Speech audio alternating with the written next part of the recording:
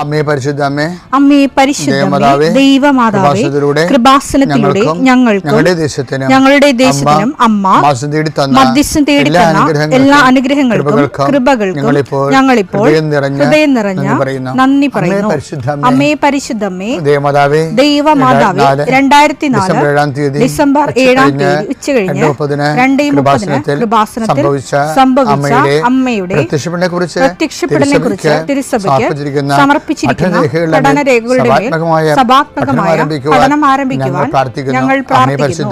അമ്മേ പരിശുദ്ധമേ, ഭൂസ്വർലോകങ്ങളുടെ രാജ്ഞിയായ അങ്ങേയ്ക്ക് ഭൗമസംരക്ഷണത്തിനായി പ്രപഞ്ചപ്രകൃതിയെ തന്നെ തിരുസഭ പ്രതിഷ്ഠിക്കുവാൻ ഈ പ്രത്യക്ഷീകരണം വഴി ഇടയാക്കണമേ. പരിശുദ്ധമേ, ജപമാല മാതാവേ, സകല കൃപാസനം പ്രാർത്ഥനയോടും ചേർത്ത് ഞങ്ങളിപ്പോൾ പ്രാർത്ഥിക്കുന്ന ഈ കുടുംബത്തിന്റെ പ്രത്യേക നിയോഗം മക്കളെ, അമ്മയുടെ പ്രത്യക്ഷീകരണത്തിന്റെ ഈ അനുഗ്രഹവേളയിൽ ഞങ്ങൾക്ക് സാധിച്ചു തരുവാൻ കനിയണമേ. ആമേൻ. വിശ്വാസ പ്രമാണം. സർവശക്തനായ പിതാവും ആകാശത്തിന്റെയും ഭൂമിയുടെയും സൃഷ്ടാവുമായ ദൈവത്തിൽ ഞാൻ വിശ്വസിക്കുന്നു. അവിടുത്തെ ഏകപുത്രനും ഞങ്ങളുടെ കർത്താവുമായ ഈശോ മിശിഹായിലും ഞാൻ വിശ്വസിക്കുന്നു. ഈ പുത്രൻ പരിശുദ്ധാത്മാവിനാൽ ഗർഭസ്ഥനായി കന്യകാമറിയത്തിൽ നിന്ന് പിറന്ന് പൊന്തിയോസ് പീലാത്തോസിന്റെ കാലത്ത് പീഡകൾ സഹിച്ച് കുരിശിൽ തറയ്ക്കപ്പെട്ട് മരിച്ച് അടക്കപ്പെട്ട് പാതാളങ്ങളിൽ ഇറങ്ങി മരിച്ചവരുടെ ഇടയിൽ നിന്ന് 3-ാം നാൾ ഉയർത്ത് സ്വർഗത്തിലേക്ക് എഴുന്നള്ളി സർവശക്തിയുള്ള പിതാവായ ദൈവത്തിന്റെ വലതുഭാഗത്തിരിക്കുന്നു. അവിടെ നിന്ന് ജീവിക്കുന്നവരെയും മരിച്ചവരെയും വിധിക്കുവാൻ വരുമെന്നും ഞാൻ വിശ്വസിക്കുന്നു. പരിശുദ്ധാത്മാവിലും ഞാൻ വിശ്വസിക്കുന്നു. വിശുദ്ധ കത്തോലിക്കാ സഭയിലും പുണ്യവാന്മാരുടെ ഐക്യത്തിലും പാപങ്ങളുടെ മോചനത്തിലും ശരീരത്തിന്റെ ഉയർപ്പിലും നിത്യമായ ജീവിതത്തിലും ഞാൻ വിശ്വസിക്കുന്നു. ആമേൻ. സ്വർഗ്ഗസ്ഥനായ ഞങ്ങളുടെ പിതാവേ, അങ്ങയുടെ നാമം പൂജിതമാകണമേ. അങ്ങയുടെ രാജ്യം വരണമേ. അങ്ങയുടെ തിരുമനസ് സ്വർഗത്തിലെ പോലെ ഭൂമിയിലും ആകണമേ. അന്നു വേണ്ടുന്ന ആഹാരം ഇന്ന് ഞങ്ങൾക്ക് തരണമേ. ഞങ്ങളോട് തെറ്റ് ചെയ്യുന്നവരോട് ഞങ്ങൾ ക്ഷമിക്കുന്നത് പോലെ ഞങ്ങളുടെ തെറ്റുകൾ ഞങ്ങളോടും ക്ഷമിക്കണമേ. ഞങ്ങളെ പ്രലോഭനത്തിൽ ഉൾപ്പെടുത്തരുതേ, തിന്മയിൽ ഞങ്ങൾ രക്ഷിക്കണമേ. ആമേൻ. നന്മ നിറഞ്ഞ മറിയമേ, സ്വസ്തി. കർത്താവ് അങ്ങയുടെ കൂടെ സ്ത്രീകളിൽ അങ്ങ് അനുഗ്രഹിക്കപ്പെട്ടവളാകുന്നു. അങ്ങയുടെ ഉദരത്തിൻ ഫലമായി ഈശോ അനുഗ്രഹിക്കപ്പെട്ടവനാകുന്നു. പരിശുദ്ധ മറിയമേ, തമ്പുരാന്റെ അമ്മേ, പാപികളായ ഞങ്ങൾക്ക് വേണ്ടി ഇപ്പോഴും ഞങ്ങളുടെ മരണസമയത്തും തമ്പുരാനോട് അപേക്ഷിക്കണമേ. ആമേൻ. കർത്താവേ, നിന്റെ ഉന്നതമായ നാമത്തിന് സ്തോത്രം ചെയ്യുന്നു. കർത്താവേ, നിന്റെ വിശുദ്ധ പൗരോഹിത്യത്തെ മഹത്വപ്പെടുത്തണം. കർത്താവെ, സഭയിലുള്ള സാന്നിധ്യം പ്രകടമാക്കണം. 40 വർഷം ഞാൻ അർപ്പിച്ച കൃപാനയുടെ യോഗ്യതയാണ്. കൃപാസ്ഥാനത്താറെ ജീവനോടെ പ്രത്യക്ഷപ്പെട്ട പരിശുദ്ധ അമ്മയുടെ മാധ്യസ്ഥത്തിൽ ഞാൻ മക്കളെ ആശീർവദിക്കുന്നു. ഞങ്ങൾ ചില പ്രോജക്റ്റുകൾക്ക് വേണ്ടിയും ചില പോംവഴികൾക്ക് വേണ്ടിയും ജീവിതത്തിലെ ചില പ്രയാസങ്ങൾ, സാമ്പത്തിക വിഷയങ്ങളായാലും മറ്റു വിഷയങ്ങളായാലും മാറുന്നതിന് വേണ്ടി സംസാരിക്കാൻ പോകുന്ന വ്യക്തികളിൽ, നിങ്ങൾ സംസാരിക്കാൻ പോകുന്ന വ്യക്തികളിൽ ഇന്ന് പരിശുദ്ധാത്മ നിറയട്ടെ. സുന്ദരമാതാവ് സമയത്തിനധികമായ പരിശുദ്ധ അമ്മ കൃപാസന മാതാവ് ഇന്ന് നിങ്ങളുടെ കൂടെ യാത്രയാവുകയും നിങ്ങളുടെ കൂടെ വരികയും ചെയ്യട്ടെ. നിങ്ങൾക്ക് സംസാരിച്ച് ഒതുക്കാൻ പറ്റാത്ത വിഷയങ്ങൾ, നിങ്ങൾ സംസാരിച്ച ശരിയാകത്തില്ലെന്ന് തോന്നുന്ന സ്ഥലങ്ങളിൽ കർത്താവ് തന്നെ മറുപക്ഷത്ത് നിന്നുകൊണ്ട് നിങ്ങൾക്ക് അനുകൂലമായ ഒരു സാഹചര്യം ഉണ്ടാക്കിത്തരാൻ കർത്താവിൻ്റെ നാമത്തിൽ ഞാൻ നിങ്ങളെ ആശീർവദിക്കുന്നു. കർത്താവെ, കുടുംബം വന്ന് പെട്ടിരിക്കുന്ന വഴികൾ ഒരു തീരുമാനം എടുക്കാൻ പറ്റാത്തത്, പല വിഷയങ്ങളെക്കുറിച്ച് ഏത് ജോലിക്ക് പോകണം, ഏത് നാട്ടിൽ പോകണം, ഏത് രാജ്യത്ത് പോകണമെന്ന് അറിയാൻ പറ്റാതെ വിഷമിക്കുന്നവർ, എന്ത് പഠിക്കണമെന്ന് അറിയാൻ പറ്റാതെ വിഷമിക്കുന്നവർ, ഒരു തീരുമാനം എടുക്കാൻ പറ്റാത്തവർ, അവർക്ക് പരിശുദ്ധാത്മാവ് പ്രവർത്തിച്ചുകൊണ്ട് അവർക്ക് പുതിയ തീരുമാനം എടുക്കാൻ കർത്താവ് നിങ്ങളെ സഹായിക്കുന്നു. എൻ്റെ കർത്താവിൻ്റെ ഉന്നതമായ നാമത്തിൽ സഭയുടെ അധികാരത്തിൽ കുരിശിൻ്റെ അടയാളത്തിൽ ദൈവശക്തിയായി രോഗപീഠകൾ, വേദന രോഗങ്ങൾ, മറ്റ് വ്യക്തികളുമായിട്ടുള്ള വഴക്കുകൾ, കേസുകൾ, കോടതി കേസുകൾ, പോലീസ് കേസുകൾ, ഇൻ്റർവ്യൂകൾ, ടെസ്റ്റുകൾ, പരീക്ഷാ ഫലങ്ങൾ നിങ്ങൾക്ക് അനുകൂലമായിരിക്കാൻ പരിശുദ്ധ മാതാവിൻ്റെ മധ്യസ്ഥത്തിൽ ഞാൻ നിങ്ങളെ യേശുനാമത്തെ ആശീർവദിക്കുന്നു. പിതാപുത്രൻ പരിശുദ്ധാത്മാവിനെ നീക്കുവാവേ. എൻ്റെ സഹോദരങ്ങളെ, ഇന്നത്തെ ആൾക്കാരുടെ ആധ്യാത്മികതയില്ലേ, എനിക്കത് വളരെ പൂർവികരെക്കാളും വളരെ സത്യസന്ധമായ ആധ്യാത്മികതയിൽ നിന്നുള്ളത്. അതിൻ്റെ കാരണങ്ങളൊന്ന്, പൂർവികർക്ക് ബൈബിള് അധിഷ്ഠിതമായിട്ടുള്ള ആധ്യാത്മികത കുറവായിരുന്നു. കാര്യം ബൈബിള് ഇതുപോലെ വ്യാഖ്യാനിച്ച് കൊടുക്കുകയോ വചനാധിഷ്ഠിതമായിട്ട് ജീവിതം ക്രമീകരിക്കുന്നതിൻ്റെ സാങ്കേതിക വശങ്ങൾ പറഞ്ഞു കൊടുക്കുകയോ ചെയ്യാനുള്ള സംവിധാനങ്ങളില്ലായിരുന്നു. ഇപ്പോഴങ്ങനെയല്ല. നമ്മൾ ആൾക്കാരോട് എന്തെങ്കിലും പറഞ്ഞാൽ വളരെ ശ്രദ്ധിക്കുക മാത്രമല്ല, ആൾക്കാരെ അപ്ലിക്കേറ്റ് ചെയ്യുന്നുണ്ട്. ഞാൻ ഈ കഴിഞ്ഞ ചൊവ്വാഴ്ച നിങ്ങളുടെ കൂടെ ധ്യാനത്തിൽ പറഞ്ഞ രമ്യ വർഗീസൊക്കെ ഇതിൻ്റെ ഉസ്താദന്മാരാണ്. പക്ഷേ അവർ ആപ്ലിക്കേറ്റ് ചെയ്യും. എന്ത് സംഭവം കിട്ടിയാലും ആ വചനം ഇപ്പം നോട്ട് ബൈ മെറിറ്റ് എന്തുമാത്രം സർവ്വജനീയമായി എല്ലാവരും നോട്ട് ബൈ മെറിറ്റ് പറയുന്നില്ലേ? പറയണവർ ആരാണ്? ഇത് കൂടുതലും വിദ്യാർത്ഥികളാണ്. മാസ്റ്റർ ഡിഗ്രി എടുക്കുന്ന ആൾക്കാരൊക്കെയാണ് ഇത് പറയണത്. ഞങ്ങൾ അവസാനമേക്ക് മനസ്സിലായി. ഞാൻ അമ്മയോട് പറഞ്ഞു, അമ്മേ ഇത് നോട്ട് മെറിറ്റിലെ മെറിറ്റിലെ വർക്ക് ചെയ്തോ. അപ്പോൾ അവർ പറയാതെ ഞങ്ങൾക്ക് കണ്ണു പറയാം. എന്ന് വെച്ചാൽ അമ്മയോട് ഞാൻ പറഞ്ഞു, അമ്മേ എന്നെക്കൊണ്ട് വയ്യ, ഇത് നോട്ട് ബൈ മെറിറ്റിലെ വർക്ക് ചെയ്തോ കേട്ടോ, അമ്മ ഇടപെട്ടിലേക്ക് നടക്കത്തില്ല. അപ്പം ആ ഉടമ്പടിയുടെ കാമ്പ് എടുത്തിട്ട് തന്നെ അവർ പ്രേയറാക്കി മാറ്റും. ഇനി അവരുടെ തന്നെ അമ്മയോട് ഡിസ്കസ് ചെയ്യാനുള്ള ആംബിയർ കൂട്ടാൻ വേണ്ടി എന്നാ അവർ ചുറ്റി നടന്ന് പ്രേക്ഷക പ്രവർത്തനം ചെയ്യും. ആ രമ്യ വർഗീസും ഇനി 3 കുഞ്ഞുങ്ങളുണ്ട്. അതെനിക്ക് ഭയങ്കര ഇഷ്ടപ്പെടുകയാണ്. അവരോട് ഞാൻ 25 കിലോമീറ്റർ ഞാൻ എൻ്റെ കുഞ്ഞുങ്ങളും പോയി പത്രം കൊടുത്തോണ്ടിരിക്കുന്നു. ആ കുഞ്ഞുങ്ങളോട് നടന്നിട്ട്, ചെറിയ കുഞ്ഞുങ്ങളാണ്, നടക്കാൻ പറ്റിയ കുഞ്ഞുങ്ങളായിരിക്കും ചിലപ്പോൾ. അപ്പോൾ അവർ 25 കിലോമീറ്റർ പോയി നടന്നു പോയി പത്രം കൊടുക്കുന്നത്. അപ്പോൾ എന്താ പ്രശ്നം? അതിന് വരുന്ന വിഷയമായിട്ട് പത്രം കൊടുത്തു എന്നതിനേക്കാൾ ഉപരി ദൈവത്തിന് അവരെ വിശ്വാസത്തിലെടുക്കാൻ പറ്റുന്ന രീതിയിൽ നമുക്ക് ദൈവത്തിന് ഒരു ഉറപ്പായിട്ടുള്ളൊരു പാറയായിട്ട് നമ്മൾ മാറുകയാണ്. കാര്യം ഈ പാറമേൽ എൻ്റെ പള്ളി പണിയുന്നതിലൊക്കെ 10 ദിവസം കൊണ്ട് ഈശോ പറഞ്ഞത്, ഈ പാറമേൽ എൻ്റെ പള്ളി പണിയും. അപ്പം ആ വചനം എടുത്തേ, മത്തായി 16:18. മത്തായി 16:18. ഞാൻ നിന്നോട് പറയുന്നു നീ പത്രോസാണ്, ഈ പാറമേൽ എന്റെ സഭ ഞാൻ സ്ഥാപിക്കും, നരക കവാടങ്ങൾ അതിനെതിരെ പ്രബലപ്പെടുകയില്ല. ഇന്ന് വിഷയം ഈ പാറമേൽ എന്നുള്ള വാക്കിനാണ് പ്രാധാന്യം. നമുക്ക് ദൈവത്തിന് വർക്ക് ചെയ്യാൻ പറ്റുന്ന ഒരു ഉറപ്പായിരുന്ന വെള്ളത്തിൽ ദൈവം കൊണ്ടുവന്ന് പെയിൻ്റ് അടിക്കത്തില്ലെന്നൊക്കെ അറിയാമല്ലോ. ഐസകട്ടെ പെയിൻ്റ് അടിക്കണമെന്ന് കേട്ടിട്ടില്ലേ? ഐസകട്ടെ പെയിൻ്റ് അടിച്ചാൽ ഇപ്പോൾ ബ്രഷ് എടുക്കുമ്പോൾ തന്നെ അത് ഉരുകിപ്പോവും. അപ്പം ദൈവം ഇങ്ങനെ ഐസ് കെട്ടലൊന്നും പെയിൻ്റ് അടിക്കത്തില്ല. അപ്പം നിങ്ങൾ ഐസായി ഇങ്ങനെ മാറി മാറി ലക്ഷണം മാറുന്ന ആൾക്കാരാണെന്ന് കണ്ടു കഴിഞ്ഞാൽ ദൈവം വർക്ക് ചെയ്യത്തില്ല. ദൈവം പറഞ്ഞ എന്താണ്? ഈ പാറമേൽ ഞാൻ എൻ്റെ പള്ളി പണിയും. ഇപ്പം രമ്യ വർഗീസ് ഒരു പാറയാണ് ശരിക്കും പറഞ്ഞാൽ. രമ്യ വർഗീസ് ഭർത്താവിൻ്റെ അസുഖത്തിന് അവരെയും കൊണ്ട് പ്രാർത്ഥിക്കാൻ വേണ്ടി വന്നതാണ്.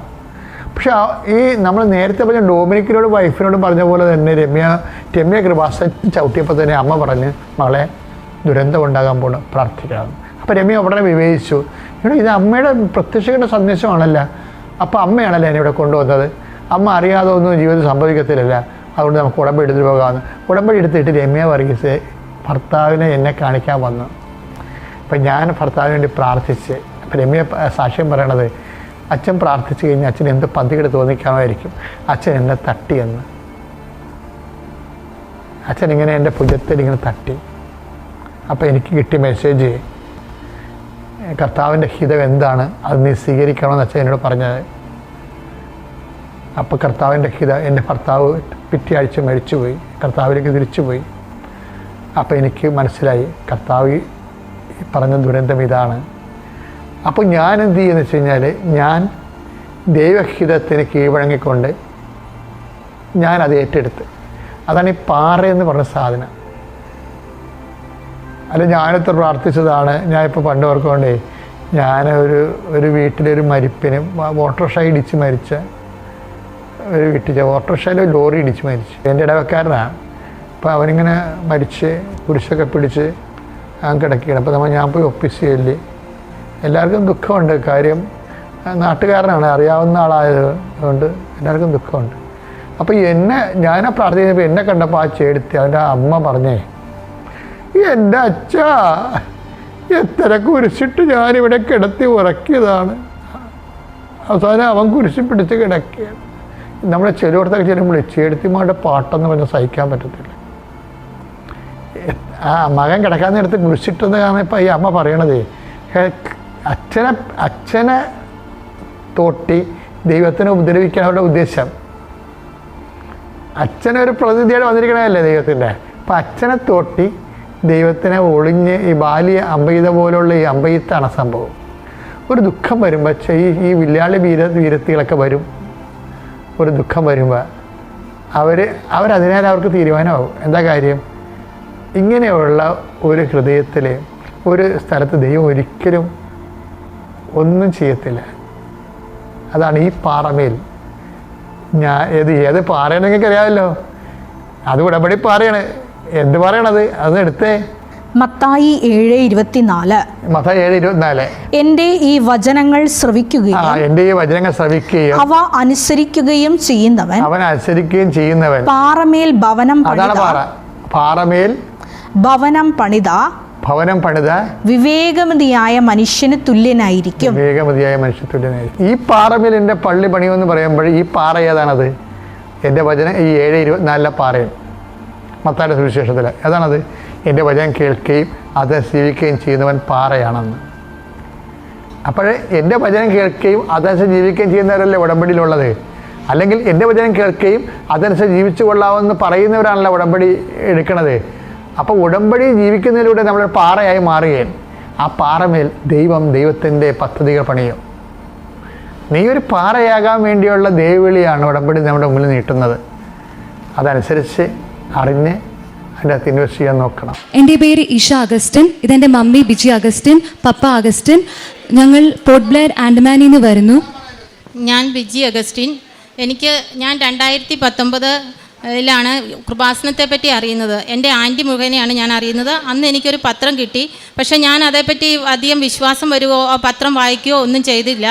അങ്ങനെ ആ പത്രം ഞാൻ എവിടെയോ ഇട്ട് കളഞ്ഞു. അങ്ങനെ 2020 ഞാൻ ആൻഡമാൻ നിക്കോബാറിൽ GB പന്ത് ഹോസ്പിറ്റലിൽ നേഴ്സായിട്ട് ജോലി ചെയ്യുവാണ് കോൺട്രാക്റ്റിൽ. അപ്പോൾ ഞങ്ങളുടെ ജോബിൽ അന്നേരം വന്ന ഒരു ഓഫീസർ കുച്ച് പ്രോബ്ലം ക്രിയേറ്റ് ചെയ്തു. അപ്പോഴത്തേക്കും ഞങ്ങളുടെ ജോലി പോകുന്ന ഒരവസ്ഥ വന്നു. അപ്പോൾ എൻ്റെ മമ്മി പറഞ്ഞു, നീ ഒന്ന് പ്രാർത്ഥിക്കുക. ആൻറ്റിയുടെ മോൻ പ്രാർത്ഥിച്ചിട്ട് അവന് ജോലി കിട്ടി. നീ ഒന്ന് കൃപാസന മാതാവിനോട് പ്രാർത്ഥിക്കാൻ പറഞ്ഞു. അപ്പോൾ ഞാൻ 41 ദിവസം റോസറി ചൊല്ലി, കൃപാസന മാതാവിൻ്റെ മധ്യസ്ഥത്തിൽ റോസറി ചൊല്ലി ഞാൻ പ്രാർത്ഥിച്ചു. ഞങ്ങൾക്ക് കോർട്ടിൽ നിന്ന് സ്റ്റേ ഓർഡറൊക്കെ കിട്ടി. ജോലി കണ്ടിന്യൂ ചെയ്യാനുള്ള ഓർഡർ ആയി. അതുപോലെ 2020 തന്നെ എൻ്റെ മോൾ MBBS പഠിക്കാനായിട്ട് അഡ്മിഷൻ കിട്ടി. അപ്പോഴൊക്കെയും ഞങ്ങൾ കൃപാസനത്തിൻ്റെ ഉടമ്പടിയെ പറ്റിയോ അതൊന്നും ഞങ്ങൾ അതേപ്പറ്റി ഡീറ്റെയിൽ ആയിട്ടൊന്നും അന്വേഷിക്കുകയോ അറിയുകയോ ഒന്നും ചെയ്തില്ല. അപ്പോൾ ഒരു പ്രാവശ്യം ഞാൻ യൂട്യൂബിൽ ഇങ്ങനെ എല്ലാ ടോക്കുകൾ, ബാക്കിയുള്ള അച്ഛന്മാരുടെയൊക്കെ ടോക്കുകളൊക്കെ കേൾക്കുകയും പ്രാർത്ഥിക്കുകയും ഒക്കെ ചെയ്യുന്ന ചെറുതിലേ തൊട്ടേ ഞാൻ പ്രാർത്ഥിക്കുന്ന ഞങ്ങളുടെ കുടുംബമായിരുന്നു. ഞങ്ങളുടെ മമ്മി എപ്പോഴും ഞങ്ങളെ പള്ളിയിൽ കൊണ്ടുപോകും, പ്രാർത്ഥിപ്പിക്കും. അങ്ങനെ ഞങ്ങൾ എപ്പോഴും മാതാവിനോടും ഈശോയോടും പ്രാർത്ഥിക്കുന്ന ഒരു കുടുംബമായിരുന്നു. അപ്പോൾ ഞാനിങ്ങനെ യൂട്യൂബിൽ ഓരോ പ്രാർത്ഥനകളൊക്കെ കേട്ട് പ്രാർത്ഥിക്കുമായിരുന്നു. അപ്പോൾ അച്ഛൻ്റെ ഒരു ടോക്ക് കേൾക്കാനിടയായി. ആ ടോക്ക് കേൾക്കുമ്പം എനിക്ക് അച്ഛൻ്റെ സൗണ്ടോ അച്ഛൻ്റെ ഇതൊന്നും എനിക്ക് ഇഷ്ടപ്പെട്ടില്ല. സോറി അച്ഛാ.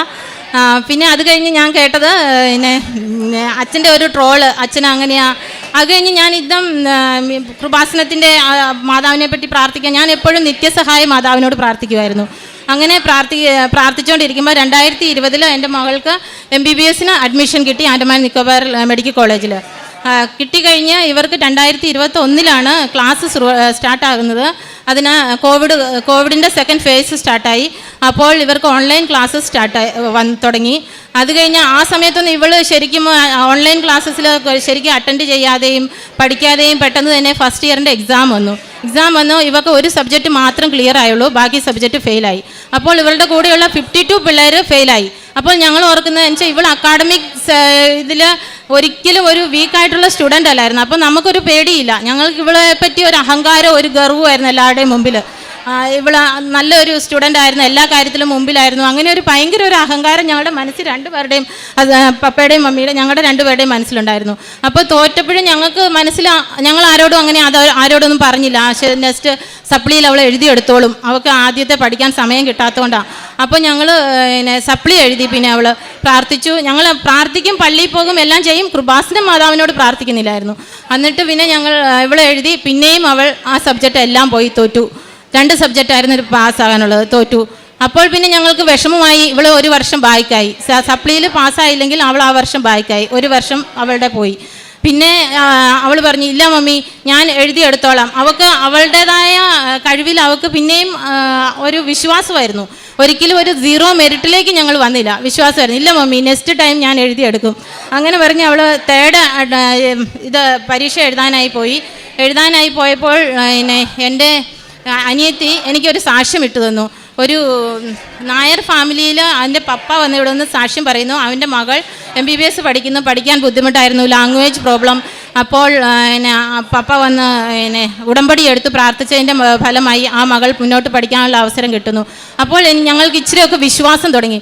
വിശ്വാസം വന്ന് ഞാൻ ഇവളോട് പറഞ്ഞു, കൊച്ച് ഓൺലൈൻ ഉടമ്പടി എടുക്കുക. എന്നിട്ട് ഇവൾ ഓൺലൈൻ ഉടമ്പടി എടുത്തു. പക്ഷേ ഞങ്ങൾ പ്രത്യക്ഷീകരണ പ്രാർത്ഥനയോ ഉടമ്പടി പ്രാർത്ഥനയോ ഒന്നും കണ്ടിന്യൂ അത് എങ്ങനെ ഫോളോ ചെയ്യേണ്ടി ആ രീതിയിലൊന്നും ഫോളോ ചെയ്തില്ല, പ്രാർത്ഥിച്ചില്ല. ആ പ്രത്യക്ഷീകരണ പ്രാർത്ഥനയിൽ നമുക്കൊരു ആധ്യാത്മിക വരുന്നില്ലായിരുന്നു, അതിനെപ്പറ്റി ഒരു അർത്ഥം വരുന്നില്ല. എന്ത് പ്രാർത്ഥിച്ചാലും അതെന്തോ ഒരു പ്രാർത്ഥന അങ്ങനെയായിരുന്നു തോന്നിയിരുന്നത്. എങ്കിലും പ്രാർത്ഥിക്കുമായിരുന്നു. അപ്പോൾ അവൾ 3rd അറ്റംപ്റ്റ് പരീക്ഷ എഴുതിയിരിക്കുമ്പോൾ ഞാനിങ്ങനെ കിടന്നുറങ്ങുമ്പോൾ ഞാനൊരു സ്വപ്നം കാണുക. ഞാൻ ഇവിടെ വരുന്നു, ഇവിടെ വന്നിട്ട് ഞാൻ മാതാവിൻ്റെ ഫോട്ടോ കാണുന്നു. ഫോട്ടോയിൽ നിന്ന് മാതാവിനെ ഇത് നോക്കാതെ ഞാൻ അങ്ങോട്ട് മുന്നോട്ട് പോകുന്നു. അപ്പോൾ തന്നെ പിന്നെ ഞാൻ തിരിഞ്ഞു നോക്കുമ്പോൾ മാതാവ് എന്നെ നോക്കുമ്പോൾ ഞാൻ പെട്ടെന്ന് പോയി മാതാവിൻ്റെ അടുത്ത് പോയി നിന്ന് പൊട്ടിക്കരയുക. ഞാൻ എഴുന്നേറ്റ് ചെന്ന് കൊച്ചിനോട് ചെന്ന് ചോദിച്ചു, മോളെ റിസൾട്ട് വന്നോ? നെയ് മമ്മി നെയ് ആയ പോലെ तू हम पूछा फिर हम कुछ बोला नहीं, क्या हुआ मम्मी पूछा तो ഞാൻ പറഞ്ഞു ഒന്നുമില്ല മോനെ കുച്ച് നെയ്യേ കരക്കെ പോലെ. ദൂസരാ ദിൻ നെക്സ്റ്റ് ഡേ ഞാൻ ഞാൻ സ്വപ്നം കണ്ട ആ സമയത്ത് ഇവളുടെ റിസൾട്ട് വന്നു. ഇവൾ പിന്നെയും ഫെയിലായി. അപ്പോൾ ഞങ്ങൾക്ക് എന്ത് ചെയ്യണമെന്നറിയില്ല, ഞങ്ങൾ ആകെ തകർന്നു. പിന്നെ ഞങ്ങൾക്ക് ഈ ഒരു മകളേ ഉള്ളൂ. അപ്പോൾ ഞങ്ങൾ ആകെ തകർന്നു. എൻ്റെ വീട്ടിലൊക്കെ വിളിച്ചു പറഞ്ഞു, ഞങ്ങൾ കരച്ചിലാണ്. അപ്പോൾ യൂണിവേഴ്സിറ്റിയിൽ നിന്ന് ഒരു ഓർഡർ നേരത്തെ വന്നത് ഈ പിള്ളേർക്ക് അറിയത്തില്ലായിരുന്നു. ഇനിയുള്ള പിള്ളേർക്ക് ഇവരുടെ ബാച്ചിലെ തൊട്ടുള്ള 2019 ബാച്ചുള്ള പിള്ളേർക്ക് തൊട്ട് 4 അറ്റംപ്റ്റ് മാത്രമേ എഴുതാൻ കൊടുക്കുകയുള്ളൂ. അത് കഴിഞ്ഞാൽ ഡിസ്ക്വാളിഫൈ ചെയ്യും, യൂണിവേഴ്സിറ്റിയിൽ നിന്ന് വെളിയിലാക്കും. ഇവർ പോണ്ടിച്ചേരി യൂണിവേഴ്സിറ്റിയുടെ കീഴിലാണ് പഠിക്കുന്നത്. അപ്പോൾ ആ ഓർഡർ വന്നു കഴിഞ്ഞപ്പോൾ ഞങ്ങൾക്ക് ഭയങ്കര ടെൻഷൻ. എൻ്റെ ഈ സ്വപ്നം കണ്ടു ഇവൾ ഫെയിലായി. ഇവൾ പറഞ്ഞു, മമ്മി നമുക്ക് കൃപാസനത്തിൽ പോകാം. എക്സാമിൻ്റെ റിസൾട്ട് വന്നു. 2nd ഡേയിൽ ഞങ്ങൾ ഇവിടെ വന്ന് പ്രാർത്ഥിച്ചു. അപ്പോൾ ഒരാളെ ഉടമ്പടി എടുക്കാൻ പറ്റുള്ളായിരുന്നു. മോൾ ഉടമ്പടി എടുത്ത് പ്രാർത്ഥിച്ച് അച്ഛൻ്റെ പ്രാർത്ഥന കൈവച്ച് അച്ഛനും പ്രാർത്ഥിച്ചു. ഞങ്ങൾ പോയിരുന്ന സമയത്ത് ഞങ്ങൾക്ക് ആദ്യം തന്നെ മാതാവ് ഞങ്ങളുടെ കൂടെ വന്നു എന്നതിന് ഒരടയാളം തന്നു. ഞങ്ങൾ ഫ്ലൈറ്റിലിരിക്കുമ്പോൾ ഞങ്ങൾക്ക് അന്ന് തന്നെ എനിക്ക് അവിടെ ചെന്ന് ലാൻഡ് ചെയ്യണം, എനിക്ക് നൈറ്റ് ഡ്യൂട്ടി ചെയ്യണം. ഞാനൊരു സ്റ്റാഫ് നേഴ്സാണ്, എനിക്ക് നൈറ്റ് ഡ്യൂട്ടി ചെയ്യണം. അപ്പോൾ ഭയങ്കര ക്ലൈമറ്റ് വേഴ്സായി, ഫ്ലൈറ്റ് ലാൻഡ് ചെയ്യാൻ പറ്റുന്നില്ല. അങ്ങോട്ടും ഇങ്ങോട്ടും ഭയങ്കരമായി പ്രോബ്ലം, ഫ്ലൈറ്റ് ക്രാഷ് ആകുന്ന രീതിയിലുള്ള ക്ലൈമറ്റ് വന്നു. അപ്പോൾ ഞാൻ ഇവളോട് പറഞ്ഞു, പൈലറ്റ് അനൗൺസ് ചെയ്തു 7 മിനിറ്റ് ഞങ്ങൾ നോക്കും, അല്ലെങ്കിൽ ലാൻഡ് ചെയ്യാൻ പറ്റുന്നില്ലെങ്കിൽ ഫ്ലൈറ്റ് റിട്ടേൺ ചെന്നൈക്ക് പോകും. ഞാൻ ഇവളോട് പറഞ്ഞു, മോനെ നീയല്ലേ ഉടമ്പടി എടുത്തത്, നീ മാതാവിൻ്റെ പ്രത്യക്ഷീകരണ പ്രാർത്ഥന ചൊല്ല, ഞാൻ വിശ്വാസ പ്രമാണം ചൊല്ലി പ്രാർത്ഥിക്കാം. എന്നിട്ട് അങ്ങനെ ഞങ്ങൾ കണ്ണടച്ച് 2 പേരും പ്രാർത്ഥിച്ചു. 3 മിനിറ്റായി ഫ്ലൈറ്റ് ലാൻഡ് ചെയ്തു. ഞങ്ങൾ കണ്ണ് തുറക്കുമ്പോൾ എല്ലാം നല്ല വെയിൽ, നല്ല പ്രശാന്തമായ ക്ലൈമറ്റ്. എന്നിട്ട് ഞങ്ങളെ പപ്പ കൊണ്ടുവരാൻ വന്നു. ഞങ്ങൾ ചെന്ന് വണ്ടിയിൽ കയറിയിരുന്നു. അതുപോലെ തന്നെ എങ്ങനെയായിരുന്നോ പഴയ ക്ലൈമറ്റ്, ഞങ്ങൾക്ക് റോഡ് പോലും കാണുന്നില്ല ഡ്രൈവ് ചെയ്ത് പോകാനുള്ള, അതുപോലെ ഒരു ക്ലൈമറ്റായി. ആ 3 സെക്കൻഡിന് വേണ്ടി ഞങ്ങൾ ആ വണ്ടിയിൽ കയറി ഇരിക്കുന്നോടം വരെ അപ്പോൾ ഞങ്ങൾക്ക് മനസ്സിലായി മാതാവ് ഞങ്ങളുടെ കൂടെ വന്നിട്ടുണ്ട്. അത് ഞാൻ ഇവളോട് പറയും. പക്ഷേ ഇവള് പിന്നെ പ്രാർത്ഥിക്കുന്ന സമയത്ത് ഞങ്ങൾ പത്രം കൊടുക്കാനായിട്ട് ഇറങ്ങുമ്പോൾ ഞങ്ങൾക്ക് ഭയങ്കര നാണക്കേട്. അതെന്ന് വെച്ചാൽ ഇവള് നേരത്തെ തൊട്ട് അങ്ങനെ ആരുടെയും മുമ്പിൽ തലകുനിക്കുന്ന ഒരു കൊച്ചല്ല, എല്ലാവരുടെയും മുമ്പിൽ ഏറ്റവും മുമ്പിലായി നിൽക്കണം ഇവക്ക്. അപ്പം ഞങ്ങൾക്കൊരു നാണക്കേട്, ഇവർക്ക് ഇങ്ങനെ ഫെയിലായി, അങ്ങനെ ഞങ്ങൾ കൃപാസനത്തിൽ പോയി പത്രം അതിൻ്റെ ഇങ്ങനെയാണെന്നൊന്ന് പറയാൻ ഒരിത്. എന്നാലും ഞങ്ങൾ പത്രമൊക്കെ കൊടുത്തു. പക്ഷേ പ്രേക്ഷിത വേല, ഹെൽപ്പ് ചെയ്യണം, അങ്ങനെയുള്ള ബാക്കി ഒരു റൂൾസും ഫോളോ ചെയ്തില്ല വീട്ടിൽ. പക്ഷേ ഞങ്ങൾ എന്നും പ്രാർത്ഥിക്കുമായിരുന്നു. പ്രാർത്ഥിക്കുന്ന പറഞ്ഞാൽ എല്ലാ ദിവസവും പള്ളിയിൽ പോയി. ഈ കുഞ്ഞ് ഞാൻ ഈശോയോട് ചോദിക്കുന്ന ഒരേ ഒരു കാര്യമായിരുന്നു, ഈശോയെ എന്നും പള്ളിയിൽ പോകും, റോസറി ചെല്ലും, ഞങ്ങളെക്കാളും കൂടുതൽ പ്രാർത്ഥിക്കും, ഇവളുടെ ജീവിതത്തിൽ എന്തിനാണ് ഇങ്ങനെ ഒരു ഫെയിലിയർ കൊടുത്തത്, അങ്ങനെ ഞങ്ങൾ പ്രാർത്ഥിക്കുമായിരുന്നു. പക്ഷേ അത് കഴിഞ്ഞ് ഇവളെ എടുത്തിട്ടുണ്ടല്ലോ, ഇവൾ നന്നായി പ്രാർത്ഥിക്കുന്നുണ്ടല്ലോ, ഞങ്ങളപ്പം ഞങ്ങളുടെ ഡ്യൂട്ടി ആകുമ്പോൾ ഞങ്ങൾ ആ പ്രത്യക്ഷീകരണ പ്രാർത്ഥനയൊന്നും ഫോളോ ചെയ്യുന്നില്ലായിരുന്നു, ശരിക്കും പ്രാർത്ഥിക്കുന്നില്ലായിരുന്നു. എന്നിട്ട് ഇവള് 4th attempt last attempt exam എഴുതിയപ്പോൾ ഒരു പേപ്പർ ഭയങ്കര ടഫ്, ഒരു പേപ്പർ ഈസിയാന്ന് പറഞ്ഞു. അങ്ങനെ അത് കഴിഞ്ഞ് റിസൾട്ട് വന്നപ്പം ഇവൾക്ക് ഈസിയാന്ന് പറഞ്ഞ സബ്ജക്റ്റ് പിന്നെയും പോയി. അവൾ ഡിസ്ക്വാളിഫൈ ആയി. കോർട്ടിൽ നിന്ന് ഓർഡർ വന്നു. ഞങ്ങൾക്ക് ഓർഡർ കോപ്പി എല്ലാ പേരൻസിനും കിട്ടി. ഇനി ഇവർക്ക് കണ്ടിന്യൂ ചെയ്യാൻ പറ്റത്തില്ല. അപ്പോൾ ഞങ്ങൾ എന്ത് ചെയ്യും, ഇവളുടെ ഭാവി എന്ത് ചെയ്യും? ഇവളുടെ 3 വർഷം നഷ്ടമായി, ബാക്കായി പോയി. ഇനി എന്ത് ചെയ്യും? അങ്ങനെ എൻ്റെ സഹോദരങ്ങളുടെ ഹെൽപ്പിലൊക്കെ കൂടെ ഇവൾക്ക് ഞങ്ങൾ ബാംഗ്ലൂരിൽ BSc നഴ്സിങ്ങിന് അഡ്മിഷൻ ഇട്ടു. അപ്പോഴാണ് യൂണിവേഴ്സിറ്റി എന്ന് പറയുന്നത് ഇവർക്ക് ഞങ്ങൾ അഡ്മിഷൻ്റെ സമയത്ത് ഒരു ബോണ്ട് പേപ്പർ സൈൻ ചെയ്യും.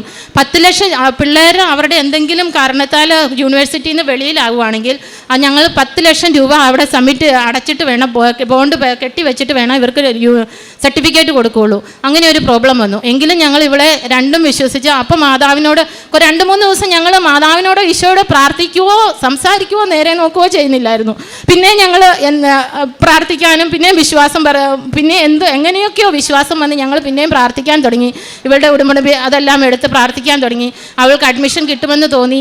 അപ്പോൾ ഞങ്ങൾ പിന്നെയും വീണ്ടും പ്രാർത്ഥിക്കാൻ തുടങ്ങി. ഉടമ്പടിയുടെ എല്ലാ കാര്യങ്ങളും ഫോളോ ചെയ്യാൻ തുടങ്ങി. അങ്ങനെ അഡ്മിഷന് വേണ്ടി ബാംഗ്ലൂർക്ക് കൊണ്ടുവരുന്ന സമയത്ത് അവളുടെ ഉടമ്പടി അതൊന്നും ആർക്കും കൈമാറാൻ പാടില്ല. അപ്പോൾ ഉടമ്പടി തൈലവും ഉടമ്പടി കാശുരൂപവും എല്ലാ സാധനങ്ങളും ഇവളെ എടുത്തുകൊണ്ട് വീട്ടിൽ നിന്ന് ഇറങ്ങുമ്പോൾ എൻ്റെ മനസ്സിൽ നിന്ന്, എൻ്റെ ചങ്കിൽ നിന്ന്, ഞങ്ങളുടെ വീട്ടിൽ നിന്ന് ഈശോയും മാതാവ് ഇറങ്ങിപ്പോകുന്ന ഒരു ഫീലിംഗ് ഞങ്ങൾക്ക് വന്നു. ഭയങ്കര ഒരു വിഷമം. എന്നാലും ഞങ്ങൾ പോയി ബാംഗ്ലൂർ ചെന്നു. അഡ്മിഷൻ എല്ലാം എവിടെയൊക്കെ പ്രോബ്ലം ഉണ്ടോ അവിടെയൊക്കെ ഞങ്ങൾ എന്നും ഉടമ്പടി കാശുരൂപ ഉടമ്പടി ഉപ്പും ഒക്കെ ഇട്ട് പ്രാർത്ഥിച്ച് ഞങ്ങളെല്ലാം ചെയ്ത് ഇവർക്ക് അഡ്മിഷൻ കിട്ടി. 3 മാസത്തെ സമയം തന്നു സർട്ടിഫിക്കറ്റ് സബ്മിറ്റ് ചെയ്യാൻ വേണ്ടി. അപ്പോൾ ഞങ്ങൾ കോർട്ടിൽ ഇവർ 13 പിള്ളേർ ഫെയിലായിരുന്നു.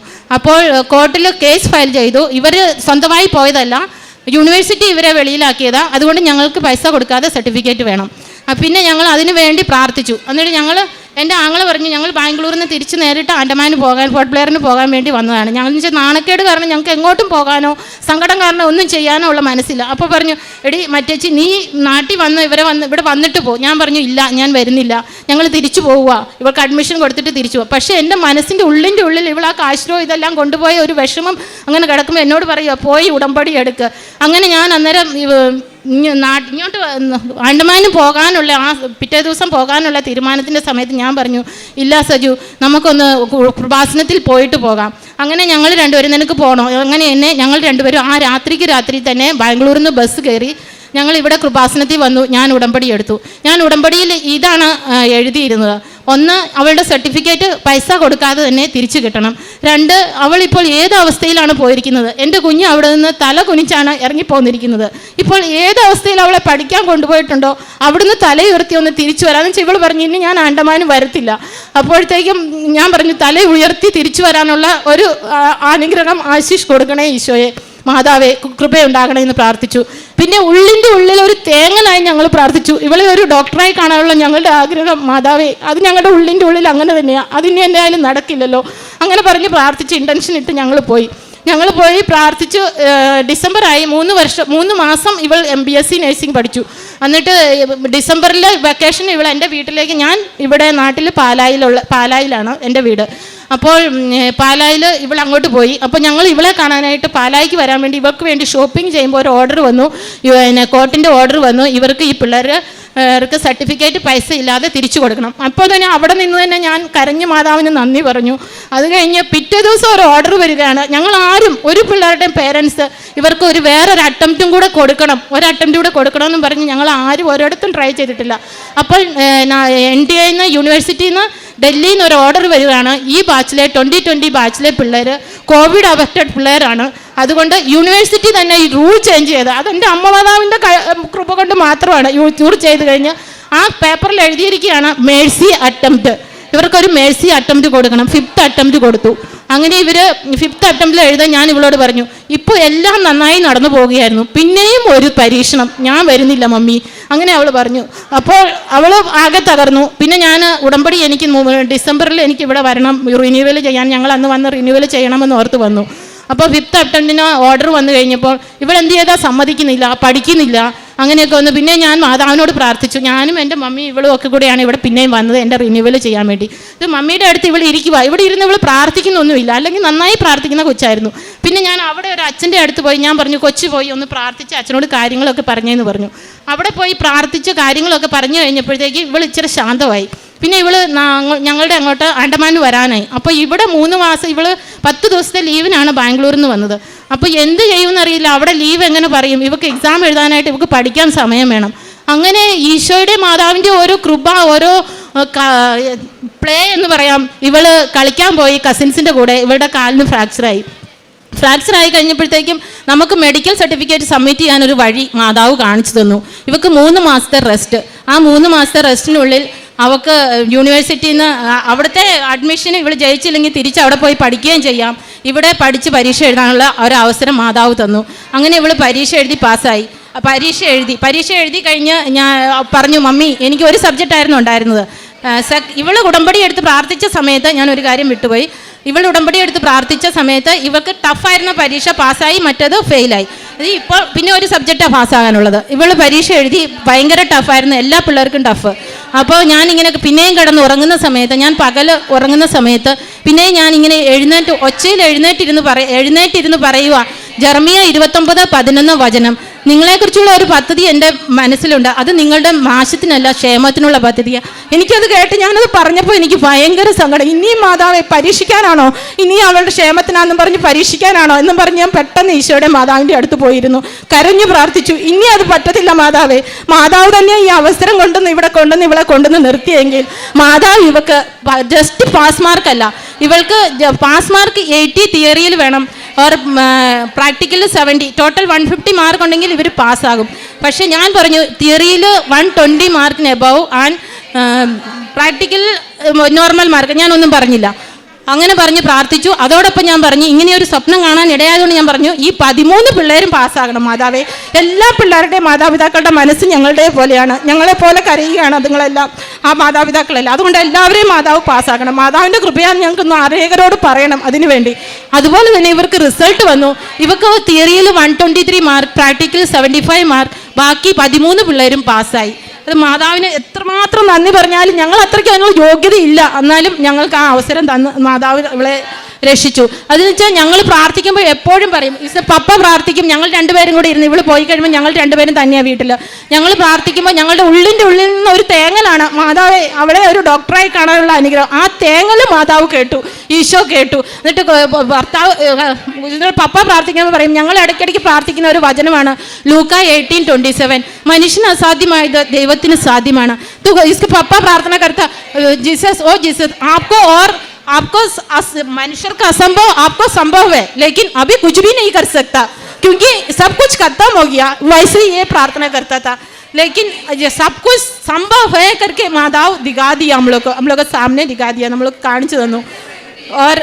और फिर हम लोग ऐसी छोटा मोटा ചെറിയ ഒത്തിരി അനുഗ്രഹങ്ങൾ തന്നു. ഞങ്ങളുടെ വീട് ഒത്തിരി പഴയ വീടായിരുന്നു അവിടുത്തെ. അപ്പോൾ എൻ്റെ വീട്ടിൽ നിന്നൊക്കെ ആൾക്കാർ വരുമ്പോൾ താമസിക്കാനൊക്കെ ഭയങ്കര പ്രോബ്ലം ആയിരുന്നു. അപ്പോൾ ഞങ്ങൾ അത് റെനോവേറ്റ് ചെയ്യണം. പക്ഷേ ഞങ്ങളുടെ കയ്യിൽ 0 ബാലൻസ് ആണ് ആ സമയത്ത്. ഞങ്ങൾ എന്നിട്ട് പ്രാർത്ഥിച്ചുകൊണ്ടിരുന്നു. ഇവൾ ആദ്യം തന്നെ ഉപ്പിട്ട് പ്രാർത്ഥിക്കാൻ തുടങ്ങി, മേളിലും താഴെയും എവിടെയൊക്കെ ചെയ്യണം അവിടെ എല്ലാം ഉപ്പിട്ട് പ്രാർത്ഥിക്കാൻ തുടങ്ങി, വിശ്വാസ പ്രമാണം ചൊല്ലാൻ തുടങ്ങി, ഞങ്ങൾ പ്രാർത്ഥിക്കാൻ തുടങ്ങി. എന്നാലും ഞങ്ങൾക്കൊരു തീരുമാനത്തിലെത്താൻ പറ്റുന്നില്ല, ചെയ്യണോ വേണ്ടായോ. അപ്പോൾ ഞാൻ മാതാവിനോട് പറഞ്ഞു, ഞാൻ ഒരു ആഴ്ച മുഴുവനും വിശ്വാസ പ്രമാണം ചൊല്ലി പ്രാർത്ഥിച്ച് ഉപ്പിട്ട് എല്ലായിടത്തും ഉപ്പിട്ട് പ്രാർത്ഥിച്ചിട്ട് ഒരു ദിവസം ഞാൻ കയറി നിന്ന് പറഞ്ഞു, മാതാവേ, മേളിൽ കയറി നിന്ന് പറഞ്ഞു, മാതാവ് ഇന്ന് തന്നെ ഒരു തീരുമാനം പറയണം, ഞങ്ങൾ വീട് പണിയണോ വേണ്ടായോ. അപ്പോൾ മാതാവ് പറഞ്ഞു, ഞാൻ എന്നിട്ട് ചെന്നിട്ട് ബൈബിൾ എടുത്ത് വായിച്ചു. ഞങ്ങൾ എപ്പോഴും ബൈബിൾ വായിക്കുന്നത്, ഞാൻ 2-3 പ്രാവശ്യം ബൈബിൾ വായിച്ച് തീർത്തു. നേരത്തെ തൊട്ട് ബൈബിൾ വായിക്കുമായിരുന്നു, അണ്ടർലൈൻ ചെയ്യുമായിരുന്നു. പക്ഷേ ഇത് ഞാൻ അണ്ടർലൈൻ ചെയ്ത ഒരു വേഴ്സും അല്ല, 1 Kings chapter 9 verses 3 കിട്ടി എനിക്ക്. നിന്റെ പ്രാർത്ഥനകളും യാചനകളും ഞാൻ ശ്രവിച്ചിരിക്കുന്നു, നീ നിർമ്മിക്കുകയും എന്നേക്കുമായി എൻ്റെ നാം പ്രതിഷ്ഠിക്കുകയും ചെയ്ത ഈ ആലയം ഞാൻ വിശുദ്ധീകരിച്ചിരുന്നു. അപ്പോൾ തന്നെ ഞങ്ങൾ പറഞ്ഞു, ഞങ്ങൾ വീട് പണിയാം. അങ്ങനെ ആ വീട് പണി ഞങ്ങളുടെ എല്ലാം നല്ലതായി പൂർത്തിയായി 3 മാസം കൊണ്ട്. ഇങ്ങനെ അതുപോലെ ഞാൻ ചെയ്യുന്ന പ്രേക്ഷിത വേലകൾ എന്ന് പറഞ്ഞാൽ, ഞാൻ ഗവൺമെൻറ് ഹോസ്പിറ്റലിലാണ് ജോലി ചെയ്യുന്നത്. പത്രം ഞങ്ങളെപ്പോഴും എല്ലാ പേഷ്യൻസിനും കൊടുക്കാൻ പറ്റുന്നവർക്കൊക്കെ കൊടുക്കും. അങ്ങനെ പറയുന്ന സമയത്ത് ഞാൻ വാടിപ്പോയി ഓരോ ബംഗാളി പേഷ്യൻസിന് അവരുടെ പിള്ളേരൊക്കെ അഡ്മിറ്റ് ആകുമ്പോൾ അവരോടൊക്കെ പറയുമ്പോൾ പപ്പ പറയും, ഇവളെന്തെങ്കിലും അടി മേടിച്ചുകൊണ്ട് വരും അവരുടെ കയ്യിൽ നിന്ന്. അങ്ങനെ പറയുമായിരുന്നു, ഇല്ല ഞാൻ അടി മേടിക്കത്തില്ലെന്ന് പറഞ്ഞ് ഞാൻ വരും. എന്നിട്ട് ഞങ്ങളങ്ങനെ പത്രമൊക്കെ കൊടുത്ത് പ്രാർത്ഥിച്ച്, പിന്നെ ഞാൻ വാർഡിൽ ഓരോ പിള്ളേർ ഒത്തിരി സിക്കാകുമ്പോൾ ഞാൻ അങ്ങനെ ഒത്തിരി സാക്ഷ്യങ്ങളുണ്ട്. സിക്കാകുമ്പോൾ അവർക്ക് തൈലം തൊട്ട് പ്രാർത്ഥിച്ച് ഉപ്പ് കൊടുത്തും അവരുടെ പേരൻസിനെ കൺവിൻസൻസ് ചെയ്ത് പ്രാർത്ഥിപ്പിച്ച് കൂടുതലും നോൺ ക്രിസ്ത്യൻസ് ആയിട്ടുള്ള ആൾക്കാർ അപ്പോൾ കൂടുതൽ വിശ്വാസത്തിലേക്ക് വരികയും, ഒത്തിരി പിള്ളേർക്ക്, ഒരു കൊച്ച് വെന്റിലേറ്ററിൽ നിന്ന് തന്നെ അതിൻ്റെ അമ്മ ബംഗാളി നോൺ ക്രിസ്ത്യൻ വെന്റിലേറ്ററിൽ നിന്ന് തന്നെ അതിന് ക്യൂറായി കൊച്ചുങ്ങൾ തിരിച്ചു വന്നു. അങ്ങനെ 3-4 പിള്ളേർ ഒത്തിരി ക്യൂറായി. ഇപ്പോൾ ലാസ്റ്റ് ഞങ്ങൾ ഇവിടെ വരുന്നതിന് മുമ്പ് ഒരു കൊച്ച് 21 ദിവസമായിട്ട് വെന്റിലേറ്ററിലായിരുന്നു. അപ്പോൾ ആ കുഞ്ഞിന് വേണ്ടി ഞാൻ ഞാൻ ഈ മാതാവിനെ പറ്റി പറഞ്ഞപ്പോൾ എൻ്റെ കൂടെയുള്ള നോൺ ക്രിസ്ത്യൻസിനായിട്ടുള്ള സ്റ്റാഫ് അവിടുന്ന് ഇവിടെ വന്ന് ഉടമ്പടി എടുത്തിട്ട് പോയിട്ടുണ്ട്. അപ്പോൾ അവൾ ആദ്യം ചെന്ന് ഞാനും പ്രാർത്ഥിക്കുമായിരുന്നു. പക്ഷേ അവർ അമ്മ ക്രിസ്ത്യൻ, പപ്പ നോൺ ക്രിസ്ത്യൻ. അതുകൊണ്ട് തന്നെ ഞാൻ അതുകൊണ്ട് പ്രത്യേകം പ്രാർത്ഥിക്കാമെന്ന് പറഞ്ഞു. അപ്പോൾ അവൾ വന്ന് ആദ്യം കൊച്ചിന് ഉടമ്പടി തൈലം തൊട്ട് പ്രാർത്ഥിച്ചു. അപ്പോൾ അവളുടെ വിശ്വാസം വർദ്ധിപ്പിക്കണമെന്ന് പറഞ്ഞ് ഞാനും അവിടെ നിന്ന് റോസറി ചൊല്ലി പ്രാർത്ഥിക്കാൻ തുടങ്ങി. കൊച്ച് വെന്റിലേറ്ററിൽ നിന്ന് വെളിയിൽ വരുന്നില്ല.